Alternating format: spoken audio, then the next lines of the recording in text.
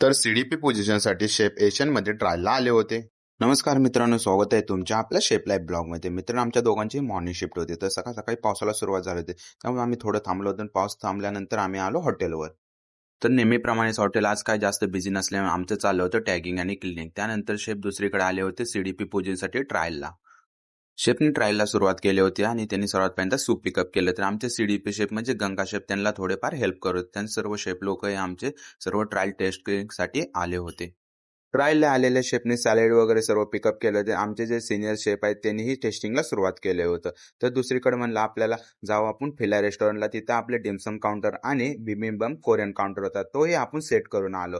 त्यानंतर काय सेट करून आल्यानंतर दुसऱ्या साईडला एक छोटंसं ट्रेनिंग होतं. तर बेसिक प्लेटिंग कशा पद्धतीने केलं जातं शेफ अशा पद्धतीने आपल्याला सांगत होते. तेही आपण ट्रेनिंग अटेंड केलं आणि कशा पद्धतीने बेसिक प्लेटिंग केलं जातं ते आपण पाहत होतो.